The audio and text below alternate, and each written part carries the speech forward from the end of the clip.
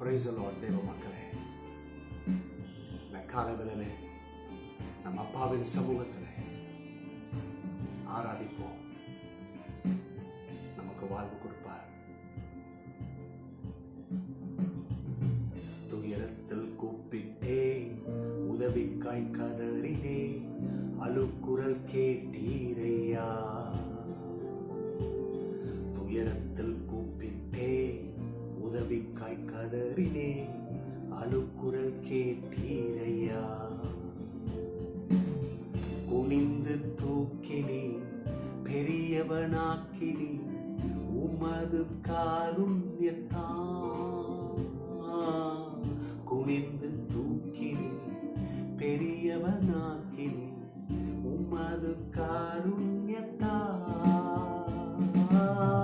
குனிந்து தூக்கினீரே, பெரியவனாக்கினீரே, உமது காருண்யத்தான். குனிந்து தூக்கினீரே, சொல்லுவோமா? குனிந்து தூக்கினீரே, நன்றி அப்பா. பெரியவனாக்கினீரே, உமது காருண்யத்தான்.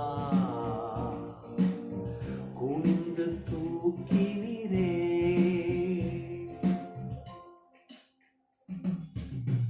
எனது விளக்கு எரிய செய்தி, இரவை பகலாக்கினீர். எனது விளக்கு எரிய செய்தி, இரவை பகலாக்கினீர்.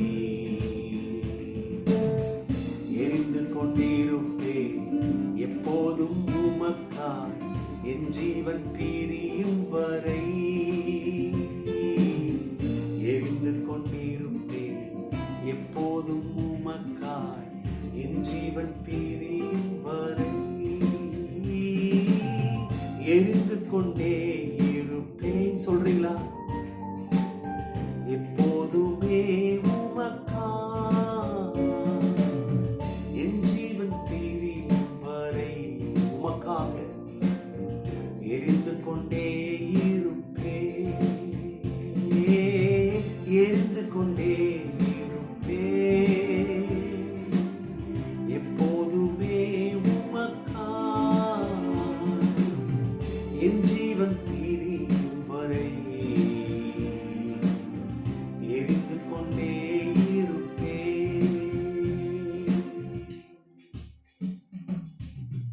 தேவஜனமே, இந்த காலங்களிலும் அவருடைய சகாயம், அவருடைய கிருபை நமக்காக இருக்குது. எந்த பிள்ளைகள் கர்த்தரை நம்பி வருகிறார்களோ, கர்த்தர் அவர்களுக்கு கேடயமாக இருக்கிறார். நம்பிக்கை நங்கூரமாக இருக்கிறார். நீங்க கீழே இருக்கலாம், கீழே இருந்து இயேசுவே எனக்கு இறங்குங்கன்னு கூப்பிடுங்க. துயரத்தில் இருக்கிற நம்மை கரம் பிடித்து தூக்குவா. அது உங்க சரீரத்துல பலவீனம், சோர்வு, தீராத வியாதி, கொள்ளை நோய், பண தட்டுப்பாடு, பலவிதமான மன அழுத்தம், குழப்பம், எதுவாக இருந்தாலும் சரி, நீங்கள் அவரை கூப்பிடும் பொழுது அவர் உடனடியாக வருகிறார். நம்மை குனிந்து தூக்கி விடுகிறார்.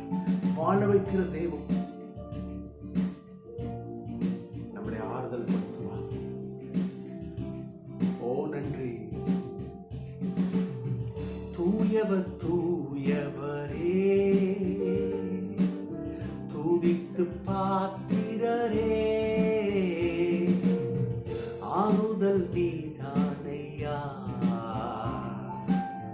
தூயவர் தூயவரே.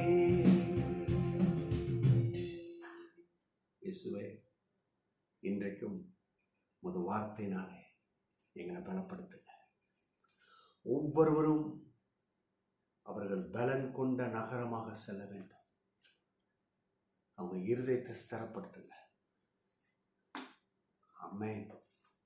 சோத்திரம்.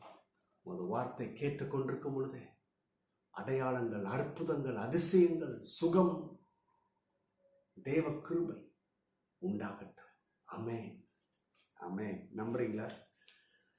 தேவ மக்களை, இந்த காலை வேளையிலே தியானிக்கும்படி சங்கீதம் 103:7. 103:7. கர்த்தருடைய கிருபையோ அவருக்கு பயந்தவர்கள் மேல், அவருடைய நீதி அவர்கள் பிள்ளைகளுடைய பிள்ளைகள் மேலும் அனாதையாய் என்றென்றைக்கும் உள்ளது. ஆமென். தாவீது அனுபவிச்சு சொல்றாரு, கர்த்தருடைய கிருபை அவர் பயந்தவர்கள் மேல். இந்த வசனத்துல 3 காரியத்தை நான் சொல்லிட்டு முடிக்க விரும்புகிறேன். ஒன்று, காட்ஸ் எவர்லாஸ்டிங் மர்சி. அவருடைய கிருபை இருக்கு பாருங்க, ஏதோ ஒரு காலகட்டத்தில் தான் வேலை செய்யும், அதுக்கப்புறம் கிடையாது. இல்லை, காலகாலமாக எவர்லாஸ்டிங், அதுக்கு முடிவே இல்லை. அது இப்படி சொல்லலாம், அன்சேஞ்சிங் அண்ட் பவுண்ட்லெஸ் மர்சி. அதாவது மாறாது, அதுக்கு பவுண்டரியே கிடையாது. அது நாளைக்கு வேற மாதிரி மாறாது. நம்ம குணம் மாறுற மாதிரி உடனே அவருடைய கிருபை மாறாது.